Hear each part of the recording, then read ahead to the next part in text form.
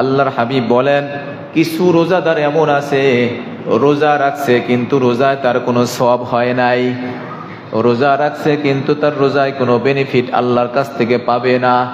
কিছু রাত্রি জাগরণকারীও আছে, রাত্রি জাগরণ করবে কিন্তু তার বিনিময়ে কোনো সওয়াব সে পাবে না। তার মানে রোজা শুধু রাখলেই হবে না, বা 50 জন পাস করছে বা 80 জন পাস করছে বা A+ পাইছে 5%, 10%, এক লাখে কি লাখে না। তো পরীক্ষা কিন্তু সবাই দেয়, সবার পরীক্ষার নাম্বার কিন্তু সমান না। রোজাও আমরা সবাই রাখতেছে কিন্তু সবার রোজার মান কিন্তু সমান না। রোজার মান ভালো করতে কি করতে হবে? রাসূল আমাদেরকে এখানে সতর্ক করলেন, রুব্বা সাইমিন লাইসা লাহু মিন সিয়ামিহি ইল্লা, ঘুষ নিছে। কি করছে? রোজা রেখেও ঘুষ নিছে। রমজান মাস তো দিয়ে যান, টেবিলের ড্রয়ার খোলা আছে, দিয়ে যান। রমজান তো পকেটে নেওয়া যায় না, কোথায় দিয়ে যাবেন? টেবিলের ড্রয়ার খোলা আছে, দেন এই যে ড্রয়ার খোলা আছে, এখানে রেখে যান। রোজা রাখছি তো ওটা হাতে নেওয়া যাবে না, রাত্রিবেলায় নিবে আর কি। আল্লাহ আমাদেরকে হেফাজত করেন। পরের হাদিস দেখেন, দেখা করলেন না, এটার নাম রোজা? কয় না, এটার নাম রোজা নয়। তাহলে রোজা কিসের নাম? কয় ইন্নামাস সিয়ামু মিনাল লাগবি ওয়ার রাফাস, নিজের জবানকে অনর্থক কথা এবং কাজ থেকে বিরত রাখার নাম হলো রোজা। জবানকে হেফাজত করার নাম হলো রোজা। আমরা আসতেছি রোজার 6টা আদব নিয়ে কথা বলবো এই পয়েন্টটা শেষ হওয়ার পরে। পরের হাদিস, বিশ্ববিহি ওয়াল জাহাল, অন্যায় কাজ, মূর্খতার কাজ এবং অশ্লীল কাজ থেকে নিজেকে বিরত রাখলে পারল না। ফালাইসা লিল্লাহি হাজাতুন, আল্লাহ তাআলার কোনো প্রয়োজন নাই এমন রোজাদারের খানা পিনা বর্জন করায়। এমন রোজাদারের খানা পিনা বর্জন করায় আল্লাহর কাছে কোনো কিছু পাওয়ার নাই, কোনো চাওয়ার নাই। তুমি রোজা রাখছো, আল আকলু মিনাশ শুরবি ওয়াল ইজতিমাই, যাবতীয় ফাহিশা কাজ কথা থেকে বিরত রাখার নাম হলো রোজা। এই জন্য রোজা থেকে যত বেশি সম্ভব চুপ থাকা, কথা কম বলা। রোজা থেকে যত বেশি সম্ভব 4টা আমল করা। কয়টা আমল করা? 4টা না, আরেকটা যোগ করি, 5টা করলে ভালো হয়। 1 নম্বর আমল হলো বেশি বেশি জিকির করা। কি করা? জিকির করা, কালিমা তাইয়্যিবা পড়া, বেশি বেশি কালিমা তাইয়্যিবা পড়া, জিকির করা। 1 নম্বর বেশি বেশি জিকির করা। 2 নম্বর হলো বেশি বেশি ক্ষমা চাওয়া। 3 নম্বর রমজান উপলক্ষে কাজ হলো জাহান্নাম থেকে বেশি বেশি আল্লাহ তাআলার কাছে মাপ চাওয়া, পানা চাওয়া। আল্লাহ, দুনিয়ার ক্ষুদ্র আগুন আমরা সইতে পারি না, দুনিয়ার মোমবাতির আগুনের মধ্যে হাত দিলে আমরা টিকতে পারি না, জাহান্নামের আগুন আমরা কেমনে টিকবো? পারবো না। আল্লাহ, দয়া করে জাহান্নাম থেকে নাজাত দান করে দাও। এই কথাটা বেশি বেশি স্মরণ করে আল্লাহ তাআলার কাছে রোনাজারি করা, কান্নাকাটি করা। এরপরে আল্লাহর জিকির করতে থাকেন, কথা না বলেন। রোজা রাখছেন, অনেক কষ্ট হচ্ছে তো কথা বলতেও কষ্ট হয়, শরীরে এনার্জি থাকে না, এই জন্য রোজা থেকে চুপ থাকেন, এটা হলো ভালো বিষয়। আর মনে মনে যত বেশি পারেন জিকির আজগার করেন। আল্লাহ তৌফিক দান করেন, আমিন। বিসমিল্লাহির রহমানির রহিম। ইয়া আইয়ুহাল্লাযীনা আমানু কুতিবা আলাইকুমুস সিয়ামু কামা কুতিবা আলাল্লাযীনা মিন ক্বাবলিকুম লাআল্লাকুম তাত্তাকুন। ওয়া ক্বালা তাআলা شهر رمضان الذي أنزل فيه القرآن وقال صاحب القرآن صلى الله الحمد لله رب العالمين। الحمد لله, আল্লাহ পাকের আলিশান দরবারে শুকরিয়া যে আল্লাহ তাআলা আপনাকে আমাকে অত্যন্ত দয়া করে মায়া করে ভালোবেসে আজকের এই মুহূর্ত পর্যন্ত সুস্থ সবল রেখে পবিত্র রমাদানুল মুবারকের প্রথম জুমায় অংশগ্রহণ করার মতো সুযোগ এবং তওফিক সহজ হয়ে যায়। রমজান পেলেই জাহান্নাম থেকে মুক্তি পাওয়াটা সহজ হয়ে যায়। রমাদান মাস পেলেই আল্লাহ তাআলার সাধারণ একজন বান্দা থেকে আল্লাহ পাকের প্রিয় বন্ধু হওয়ার সুযোগ পাওয়া যায়। সেই পবিত্র রমাদানুল মুবারক আল্লাহ তাআলা আমাদেরকে দান করেছেন। রমাদান মাসের শেষ অবধি পর্যন্ত আল্লাহ তাআলা আমাদের সকলকে হায়াত দারাজ করেন। সুস্থ আমল আমরা রমাদান কেন্দ্রিক করতে পারি, সেখানে আমরা 20টি আমলের সন্ধান বলেছিলাম। এর পরের জুমায় মানে গত জুমায় আমরা আলোচনা করেছিলাম রমাদান উপলক্ষে আল্লাহ তাআলা গুনাহগার বান্দাদের জন্য যে সকল অফার ঘোষণা করেছেন, সেই অফারগুলোর মধ্য থেকে বেছে বেছে আমরা প্রায় 13টি অফার বয়ান করেছিলাম। কয়টা অফার? 13টি। মাহে রমাদানকে ডিসকাউন্ট স্বরূপ, অফার স্বরূপ। অফারগুলা কি কি সেগুলো আমরা পূর্বের জুমায় আলোচনা করেছি। আজকের জুমায় আমরা আলোচনা করব অফার যদি কেউ গ্রহণ না করে তার কি সমস্যা হবে। আল্লাহর হাবিব সাল্লাল্লাহু আলাইহি ওয়াসাল্লাম হাদিসে পাকের মধ্যে ইরশাদ করেন, মান আফতারা ইয়াওমান মিন রমাদান মিন গায়রি রুখসাতিন ওয়ালা মারাজিন, কষ্ট করে ভেঙে ফেলে ছেড়ে দেয় এই রোজার ক্ষতিপূরণ করার জন্য, পরবর্তী সময়ে ওই মানুষটা যদি যুগ যুগ ধরে রোজা পালন করে তারপরেও মাহে রমাদানের রোজার ক্ষতিপূরণ সম্ভব নয়। রমাদান মাসের একটা রোজা কেউ অলসতা করে ভাঙলো, পেট ব্যথা, একটু গ্যাস্ট্রিকের ব্যথা করতে গিয়া পরবর্তী সময়ে যদি বছরের পর বছর কেউ রোজা রাখে, যুগ হয় কয় বছরে? 12 বছরে এক যুগ। হাদিসে আসছে লাম ইয়াকজিহি সাওমুদ দাহরি কুল্লিহি, পূর্ণ এক যুগ পরিমাণ যদি কেউ রোজা রাখে রমজান ছাড়া, তারপরেও রমাদান শরীফের রোজার যে গুরুত্ব ফজিলত এটা সে অর্জন করতে পারবে না। রোজা রাখে তাহলে আল্লাহ তাআলা তাকে নিষ্পাপ করে দিবেন। মান সামা মিন রমাদান সামা রমাদান মিন আউয়ালিহি ইলা আখিরিহি গুফিরা লাহু মা তাকদ্দামা মিন যামবিহি ফাকাদ খারাজা মিন যুনুবিহি কামা ওয়ালাদাত উম্মুহু। রমজান শরীফের শুরু থেকে শেষ পর্যন্ত কেউ যদি রোজা পালন করে তাহলে রোজার ক্ষতিপূরণ সম্ভব হবে না। মাহে রমাদানের অফার নষ্ট করলে 2 নম্বরের ক্ষতি। বিশ্বনবী জনাবে মুহাম্মদুর রাসূলুল্লাহ সাল্লাল্লাহু আলাইহি ওয়াসাল্লাম একদা খুতবা দেওয়ার জন্য মেহরাবের প্রথম সিঁড়িতে পা রাখলেন, বললেন আমিন। দ্বিতীয় সিঁড়িতে পা রাখলেন, বললেন আমিন। আমিন বললেন কেন? এটার বিষয়ে কোনো কারণ আছে কিনা? নবী যে বললেন, সাহাবীরা শোনো, আমি প্রথম সিঁড়িতে পা রাখলাম, জিবরাইল ফেরেশতা বদদুয়া করে, আয় আল্লাহ তাআলা ওই ব্যক্তি ধ্বংস হয়ে যাক যেই ব্যক্তি নবীজির নাম শোনার পরেও দুরূদ শরীফ পাঠ করে না। এই জন্য যখনই আমরা নবীজির নাম শুনি তখন কমপক্ষে সাল্লাল্লাহু আলাইহি ওয়াসাল্লাম, কমপক্ষে, এটা হলো সবথেকে ছোট দুরূদ। কিন্তু এই দোয়া আর এই আমিন মিস হবে না। দ্বিতীয় নম্বরে বললেন, ওই ব্যক্তি ধ্বংস হোক যেই ব্যক্তি নিজের বৃদ্ধ মা বাবাকে নিজের জীবদ্দশায় পেল, মাকে অথবা বাবাকে অথবা উভয়জনকে বার্ধক্য অবস্থায় পেয়ে গেল, তাদেরকে খুশি করে জান্নাত হাসিল করতে পারল না, ওই লোকটাও ধ্বংস হয়ে যা। আল্লাহ, এরা না থাকলে হয়তো আমি এইভাবে আসতে পারতাম না, তুমি আমাকে পাঠাইতা না, এদের মাধ্যমে তুমি আমাকে পাঠাইছো। এই নেক দৃষ্টিতে মা বাবার দিকে যদি কেউ তাকায় তাহলে তার আমল নামায় একটা কবুল হজের সওয়াব দান করা হয়। যেখানে লক্ষ লক্ষ টাকা খরচ কইরা, সময় ব্যয় কইরা, কষ্ট কইরা গিয়া হজ কইরা আসতে হয়, কবুল হতেও পারে না। কতবার তাকাইলে আল্লাহ তাআলা 100 কবুল হজের সওয়াব দিয়ে দেয়। আল্লাহর কাছে তো সওয়াবের কমতি নাই। আল্লাহর খাজানায় কোনো অভাব আছে? কোনো অভাব নাই, কোনো কমতি নাই। তাহলে 2 নম্বরে বললাম, ওই ব্যক্তি ধ্বংস হয়ে যাক যে মা বাবাকে পেল কিন্তু তাদেরকে খুশি করতে পারলো না। দেখেন, আমরা করতাম, জান্নাত আমাদের দিকে দৌড়ায় আসত। অনেক ক্ষেত্রে আমরা শ্বশুর শাশুড়িকে খুশি করতেও যতটা মরিয়া হয়ে থাকি, তার 50% যদি মা বাবাকে খুশি করার জন্য আমরা করতাম, মা বাবা খুশি হইয়া হাত তুলে দোয়া করতো, আল্লাহ আমার সন্তান আমার মনের কষ্ট বুঝে, আমার দুঃখ বুঝে, আমার সন্তান আমাকে ভালো রাখতে চায়, আল্লাহ তুমি তাকে ভালো রাখার ব্যবস্থা করো। সুবহানাল্লাহ।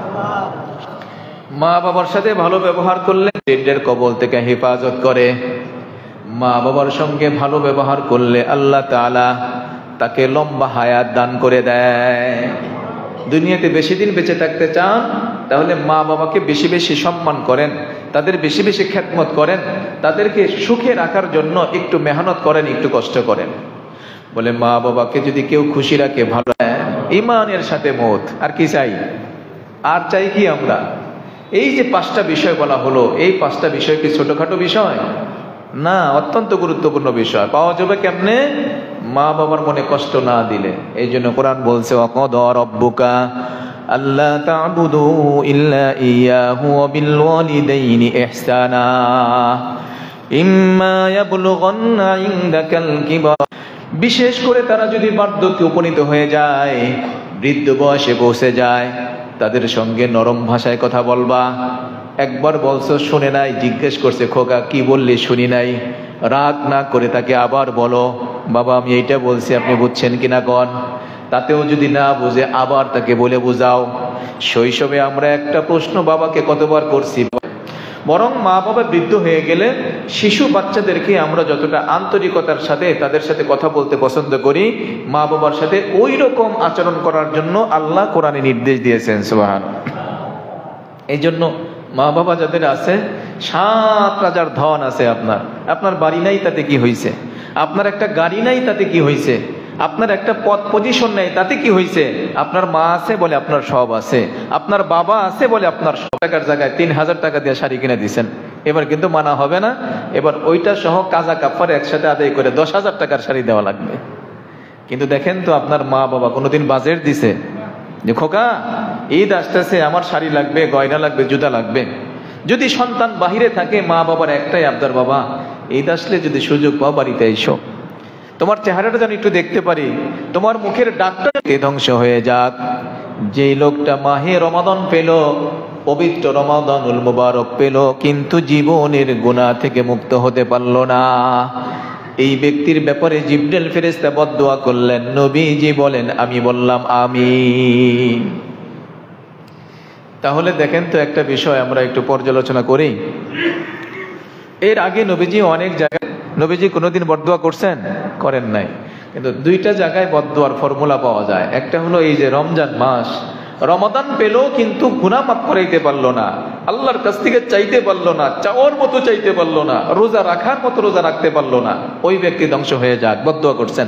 আরেকটা জায়গায় বদদুয়া করছেন খন্দকের যুদ্ধের সময়ে কাফেররা যখন সবে, তাহলে বদদুয়ার 2টা ফর্মুলা পাওয়া গেল।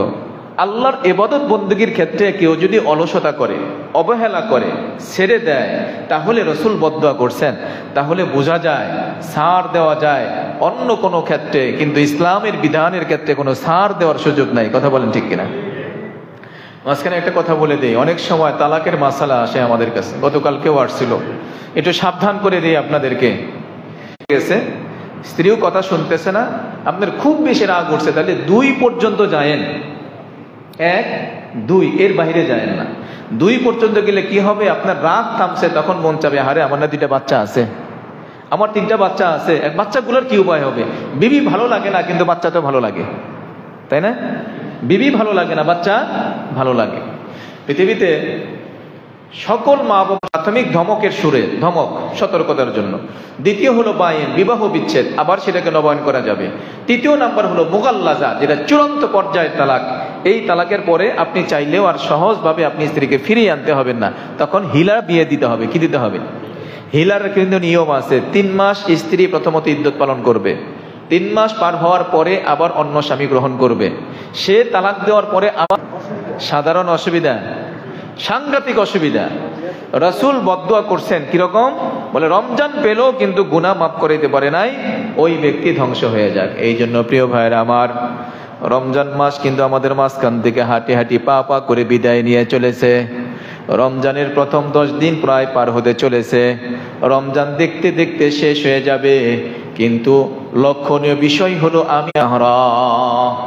আল্লাহর হাবিব বলেন কিছু রোজাদার এমন আছে, রোজা রাখছে কিন্তু রোজায় তার কোনো সওয়াব হয় নাই, রোজা রাখছে কিন্তু তার রোজায় কোনো বেনিফিট আল্লাহর কাছ থেকে পাবে না। কিছু রাত্রি জাগরণকারীও আছে, রাত্রি জাগরণ করবে কিন্তু তার বিনিময়ে কোনো সওয়াব সে পাবে না। তার মানে রোজা শুধু রাখলেই হবে না, বা 50 জন পাস করছে, বা 80 জন পাস করছে, বা A+ পাইছে 5%, 10%, এগুলা কি লেখে না। তো পরীক্ষা কিন্তু সবাই দেয়, সবার পরীক্ষার নাম্বার কিন্তু সমান না। রোজাও আমরা সবাই রাখতেছে, কিন্তু সবার রোজার মান কিন্তু সমান না। রোজার মান ভালো করতে কি করতে হবে? রাসূল আমাদেরকে এখানে সতর্ক করলেন, রুব্বা সাইমিন লাইসা লাহু মিন সিয়ামিহি ইল্লা ঘুষ নিছে। কি করছে? রোজা রেখেও ঘুষ নিছে। রমজান মাস তো দিয়ে যান, টেবিলের ড্রয়ার খোলা আছে, দিয়ে যান। রমজান তো পকেটে নেওয়া যায় না, কোথায় দিয়ে যাবেন? টেবিলের ড্রয়ার খোলা আছে, দেন এই যে ড্রয়ার খোলা আছে, এখানে রেখা যান। রোজা রাখছি তো ওটা হাতে নেওয়া যাবে না, রাত্রিবেলায় নিবে আর কি। আল্লাহ আমাদেরকে হেফাজত করেন। পরের হাদিস দেখেন, দেখা করলেন না, এটার নাম রোজা? কয় না, এটার নাম রোজা নয়। তাহলে রোজা কিসের নাম? কয় ইন্নামাস সিয়ামু মিনাল লাগবি ওয়ার রাফাস, নিজের জবানকে অনর্থক কথা এবং কাজ থেকে বিরত রাখার নাম হলো রোজা। জবানকে হেফাজত করার নাম হলো রোজা। আমরা আসতেছি রোজার 6টা আদব নিয়ে কথা বলবো এই পয়েন্টটা শেষ হওয়ার পরে। পরের হাদিস, বিশ্ববিহি ওয়াল জাহাল, অন্যায় কাজ, মূর্খতার কাজ এবং অশ্লীল কাজ থেকে নিজেকে বিরত রাখলে পারল না। ফালাইসা লিল্লাহি হাজাতুন, আল্লাহ তাআলার কোনো প্রয়োজন নাই এমন রোজাদারের খানা পিনা বর্জন করায়। এমন রোজাদারের খানা পিনা বর্জন করায় আল্লাহর কাছে কোনো কিছু পাওয়ার নাই, কোনো চাওয়ার নাই। তুমি রোজা রাখছো, আল আকলু মিনাশ শুরবি ওয়াল ইজতিমাই, যাবতীয় ফাহিশা কাজ কথা থেকে বিরত রাখার নাম হলো রোজা। এই জন্য রোজা থেকে যত বেশি সম্ভব চুপ থাকা, কথা কম বলা। রোজা থেকে যত বেশি সম্ভব 4টা আমল করা। কয়টা আমল করা? 4টা না, আরেকটা যোগ করি, 5টা করলে ভালো হয়। 1 নম্বর আমল হলো বেশি বেশি জিকির করা। কি করা? জিকির করা, কালিমা তাইয়্যিবা পড়া, বেশি বেশি কালিমা তাইয়্যিবা পড়া, জিকির করা। 1 নম্বর বেশি বেশি জিকির করা। 2 নম্বর হলো বেশি বেশি ক্ষমা চাওয়া। 3 নম্বর রমজান উপলক্ষে কাজ হলো জাহান্নাম থেকে বেশি বেশি আল্লাহ তাআলার কাছে মাপ চাওয়া, পানা চাওয়া। আল্লাহ, দুনিয়ার ক্ষুদ্র আগুন আমরা সইতে পারি না, দুনিয়ার মোমবাতির আগুনের মধ্যে হাত দিলে আমরা টিকতে পারি না, জাহান্নামের আগুন আমরা কেমনে টিকবো? পারবো না। আল্লাহ, দয়া করে জাহান্নাম থেকে নাজাত দান করে দাও। এই কথাটা বেশি বেশি স্মরণ করে আল্লাহ তাআলার কাছে রোনাজারি করা, কান্নাকাটি করা। এরপরে আল্লাহর জিকির করতে থাকেন, কথা না বলেন। রোজা রাখছেন, অনেক কষ্ট হচ্ছে তো, কথা বলতেও কষ্ট হয়, শরীরে এনার্জি থাকে না, এই জন্য রোজা থেকে চুপ থাকেন, এটা হলো ভালো বিষয়। আর মনে মনে যত বেশি পারেন জিকির আজগার করেন। আল্লাহ তৌফিক দান করেন, আমিন। বিশ্বনবী পরের হাদিসের মধ্যে বলেন, আসসিয়ামু জুন্নাতুন মা লাম ইয়াখরিকহা, রোজা হলো তোমাদের জন্য ঢাল স্বরূপ যতক্ষণ। রোজাকে ঢাল হিসাবে উল্লেখ করা হয়েছে এই হাদিসে। দেখেন আরেক হাদিসে পরিষ্কার করে এই কথাটা আরো সুন্দর করে বলা হয়েছে, আসসিয়ামু জুন্নাতুন কাজুন্নাতি আহাদিকুম মিনাল কিতাল, রোজা হলো তোমাদের জন্য ঢাল স্বরূপ, যেরকম ভাবে যুদ্ধের ময়দানে তোমরা ঢাল দ্বারা নিজেকে আত্মরক্ষা করে থাকো। যুদ্ধের ময়দানে যেরকম ঢাল ব্যবহার করে আমরা নিজেদেরকে আত্মরক্ষার খেয়ানত করব না, আমি পরনিন্দা করব না, অন্যের ক্ষতির চিন্তা করব না, কাউকে ঠকানোর চিন্তা করব না, ঠকাই যেন ঠকি না, এই চিন্তা চেতনা থেকে আমাদের কি করতে হবে? বের হতে হবে। তাহলে হবে রোজা ঢাল স্বরূপ। সম্মানিত হাজিরিন, তাহলে আমরা এই বিষয়টা এখানে আলোচনা শেষ করতে চাইতেছি। সেটি হচ্ছে, রমজান পেলাম, রমজান পাওয়ার পরে, রমাদানের এত এত অফার পাওয়ার পরে আমরা যদি অবহেলা করে, অলসতা করে ছেড়ে দেই, তাহলে 6টি আদব রয়েছে।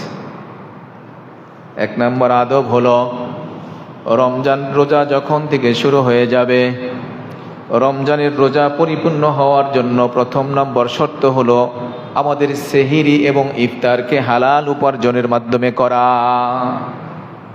রমজানের রোজা কবুল হয় আমরা সবাই চাইতো নাকি বলেন? চাইতো সবাই যে সারাদিন কষ্ট করলাম, রোজাটা যেন কেমন কোনো টেনশন নাই। বলে সকাল থেকে নিয়ে দুপুর পর্যন্ত ভ্যান চালাইছে, 500 টাকা ওই দিন খরচ করছে, একেবারে 100% হালাল, শরীরের ঘাম পানি করা পয়সা। হ্যাঁ, কাসফুল হালালি ফারিজাতুন বাদাল ফারিজা, রাসূল বলেন ফরজ নামাজের পরে, ফরজ ইবাদতের পরে হালাল উপার্জন করা এটা আরে একটা ফরজ। তাহলে হালাল উপার্জন করাটা একটা ফরজ।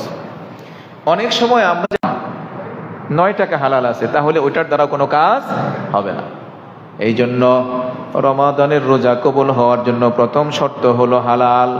কি সম্মানিত হাজিরিন, আপনারা সকলে অবগত আছেন আজকে কয় তারিখ?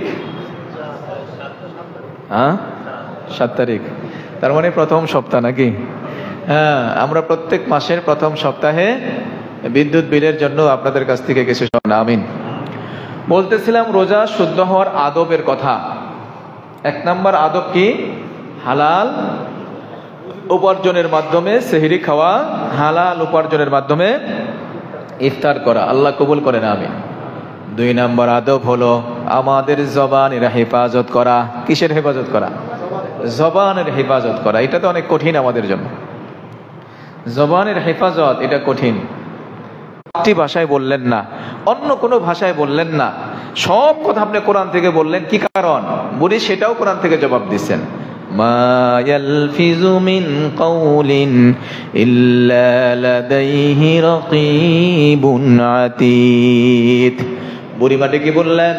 বান্দার যত কথা, প্রত্যেকটা কথায় আল্লাহ নোট করেন, রেকর্ড করে রাখেন। কোনো কথা আমরা বলবো না, গুনাহের কোনো কথা আমরা শুনবো না। সময় থাকলে আমরা এই বিষয়টা নিয়ে একটু পরে আলোচনায় আসবো ইনশাল্লাহ। তাহলে 2 নম্বর রোজা শুদ্ধ হওয়ার জন্য শর্ত হলো জবানের হেফাজত। এই জবানের মাধ্যমে আমরা যত গুনাহ করি তার মধ্যে একটা মজাদার গুনাহ হলো গীবতের গুনাহ। কিসের গুনাহ? গীবতের গুনাহ। গীবত একটা মজাদার গুনাহ। খাবারের মধ্যে কিছু খাবার আছে দেখবেন খাইতে খুব স্বাদ, কিন্তু 3 নম্বর রোজার আদব হলো আমাদের চোখের হেফাজত করা। কিসের হেফাজত? চোখের হেফাজত। হুজুর এটা আর কেমনে? এখন কি আর চোখের হেফাজত করা সম্ভব? এখন সম্ভব? বলে চাইলেই সম্ভব। জান্নাত পেতে চাইলে সম্ভব। পরীক্ষা যারা পাশ করতে চায় তাদের জন্য পড়া কঠিন না, যারা পাশ করতে চায় না তাদের জন্যই পড়া কঠিন। দিন পার হয় না। টিভিতে অশ্লীল জিনিসগুলা না দেখলে দিন পার হয় না। একান্ত দেখতে যদি হয়, আপনি কোরআনের কোনো অনুষ্ঠান দেখেন, কোরআনের তেলাওয়াত দেখেন, কোরআনের তাফসির দেখেন, কিন্তু চাস্টল বা দোকানপাট যেখানে যেখানে হোটেল খোলা আছে বা বিভিন্ন দোকানপাট খোলা আছে, সেখানে যে বড় বড় বৌমাগুলা রাখা আছে, ওগুলাতে ভালো চ্যানেলগুলা খুব কমই দেখানো হয়, শুধুমাত্র নষ্টামির চ্যানেলগুলাই প্রকাশ করা হয়। ওইখানে একজন মানুষ যদি বসে থাকে তাহলে তার চোখের হেফাজত সম্ভব? চোখের হেফাজত করা আর কি সম্ভব? হ্যাঁ, দোকানদাররা চিন্তাই থাকে, খালাম্মা কাস্টমার আইলে সহজ, টাকা পয়সা একটু বেশি হাতায় নেওয়া যায়। বুঝেন নাই? মহিলারা যদি কাস্টমার হিসেবে আসে, দোকানদাররাও খুব খুশি, ওনারা এটা ওটা বুঝায় সোজায় অনেক কিছু। মা বোনেরাও দেখে যে সুন্দর সুন্দর কথা বলতেছে, 10 টাকার জায়গায় 15 টাকা দিয়ে আসে, সমস্যা নাই। স্বামী যদি ওইটা 8 টাকা কিনে নিয়ে আসে তো পছন্দই হয় না। অশ্লীল জিনিস শোনা থেকে বিরত থাকা লাগবে। শুধু অশ্লীল জিনিস নয়, গীবত থেকেও আমাদেরকে বিরত থাকা লাগবে। গীবত থেকে আমাদেরকে বিরত থাকা লাগবে। গীবত সম্পর্কে আসতেছি একটু পরে। তাহলে কানের হেফাজত করতে হবে, চোখের হেফাজত করতে হবে, জবানের হেফাজত করতে হবে, অঙ্গ প্রত্যঙ্গের হেফাজত করতে হবে। হালাল দ্বারা সেহরি ইফতার খাওয়া লাগবে। 6 নম্বর আমাদের যেটা করতে হবে সেটা হলো রোজা ফকির টকিরে যারা ভিক্ষা টিকা করে, ওরা সরাসরি ভিক্ষা চাওয়ার আগ দিয়ে কয়, ভাইজান আমার এই সমস্যা, আমার হাত নাই, আমার পা নাই, আমার চোখ নাই, আমার মেয়েটার বিয়ে দিতে হবে, আমার পরিবারে কেউ নাই, এত এত কিছু বইলা শেষে যায় কয় কিছু দেন। শেষে গিয়ে কি বলে? কিছু দেন। তো ওইটা শুরুতেই যদি বলতো কিছু দেন, তাহলে অনেকে দিলে দিতেও নাও দিতে পারতো। চাওয়ারও কিছু ধরন আছে, কিছু ভঙ্গি আছে। একজন ক্ষুদ্র মানুষ হিসাবে তুমি তোমার রোজা যেভাবে রেখেছো সেইভাবে রোজাটা আমি পেশ করতে পারি নাই, রোজাটা আমি সেইভাবে রাখতে পারি নাই। আল্লাহ, রোজা হয়তো সেইভাবে রাখতে পারি নাই, আমার চোখের পানিটা তোমার কাছে পেশ করলাম। আল্লাহ, আমার চোখের পানির খাতিরে আল্লাহ তুমি রোজাটাকে কবুল করে নাও। এইটা করতে হবে। রোজা রাখার পরে ইফতারের সময় ভাব নেওয়া যাবে না। কি নেওয়া যাবে না? ভাব নেওয়া যাবে না। সারাদিন রোজা রাখছে, তাড়াতাড়ি ইফতার দাও। পরে রোজা কবুল হওয়ার জন্য ভাব নেওয়া যাবে না। আল্লাহ তাআলার কাছে প্রথমত চোখের পানি ফেলতে হবে। আল্লাহ, আজকে রোজাটা সারাদিন রাখছিলাম, কিন্তু রোজা রাখতে গিয়া কত ভুল যে আমার হয়েছে। চোখকে হয়তো কন্ট্রোল করতে পারি নাই, জবানকে হয়তো কন্ট্রোল করতে পারি নাই, কানকে কন্ট্রোল করতে পারি নাই, অঙ্গ প্রত্যঙ্গ কন্ট্রোল করতে পারি নাই। কোন দিক দিয়ে না জানি কোন ভুল হয়ে গেছে। আল্লাহ, যদি অঙ্কের মধ্যে ভুল লিখি তাহলে পরীক্ষক নাম্বার 0 দিয়ে দেয়। আল্লাহ, কি করতে হয় সেটা বললাম। মাহে রমাদানের 6টি আদব সম্পর্কেও বললাম। সর্বশেষ আরেকটা বিষয় আমরা একটু বলতে চাই। কোরআনে কারীমের 2টি আয়াতে কারিমা তেলাওয়াত করেছি। মাহে রমাদানের একেবারে মূল 2টা সাবজেক্ট আমাদের বুঝতে হবে। মূল 2টা জায়গা। মূল 2টা জায়গা কোনটা কোনটা? দেখেন, কোরআনে কারীমে রমাদান সম্পর্কে আল্লাহ 2টি আয়াত নাজিল করছেন। অনেক আয়াতই আছে, এর মধ্যে গুরুত্বপূর্ণ 2টা আয়াত। এক নম্বর আয়াত, ইয়া আইয়ুহাল্লাযীনা, কি দিছেন ঈমানদার যারা, যারা আমরা আল্লাহকে বিশ্বাস করি, ডাক দিয়ে কি বলেন, কুতিবা আলাইকুমুস সিয়াম, রোজা তোমাদের উপরে ফরজ করে দিলাম, কামা কুতিবা আলাল্লাযীনা মিন ক্বাবলিকুম লাআল্লাকুম তাত্তাকুন, যেমনি ভাবে তোমাদের পূর্বের যারা ছিল তাদের উপরেও রোজা ফরজ করেছিলাম, উদ্দেশ্য হলো যাতে করে তোমরা মুত্তাকি আর পরহেজগার হতে পারো। কথা খেয়াল করবেন, কাদার যত গভীরে যাবেন বাইং মাছ তত বেশি পাবেন। তাহলে বাইং মাছ থাকে কোথায়? কাদার ভিতরে থাকে। কিন্তু বাইং মাছ যদি সেখান থেকে উঠায় নিয়ে আসেন, তার শরীরে কয় মন কাদা আছে? 100 টাকাও নাই, এক বিন্দুও নাই, মনে হয় কেবলমাত্র ধুয়ে মুছে সাফ করে নিয়ে আসা হয়েছে।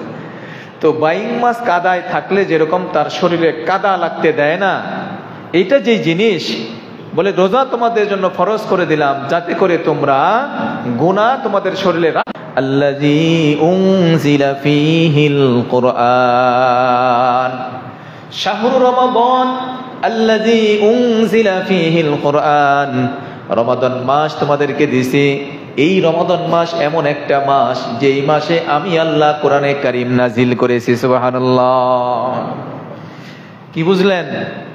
রমাদান মাসের কথা বইলে আল্লাহ কিসের কথা বললেন? কোরআনের কথা বললেন। বইলে আরেকজনকে পরিচয় করায় দেয়, ওই যে আজকে মঞ্চে আছেন অমক ভাই, আমার প্রিয় নেতা অমক আছেন, বলি কিনা? তার মানে বুঝাইতে চান আমারও যেরকম গুরুত্ব আছে এই মঞ্চে ওনারও তেমন গুরুত্ব আছে, এটাই তো বুঝায়, না হলে তার নাম বলার কি দরকার? তো আল্লাহ তাআলা রমজান মাসের কথা বইলা বললেন আমি এই মাসে কোরআন নাজিল করছি। কি বোঝা গেল? কোরআন নাজিলের মাস রমাদান। তাহলে আমরা যদি মুত্তাকি হতে চাই, পরহেজগার হতে চাই, গুনাহমুক্ত হতে চাই, কি বলছে?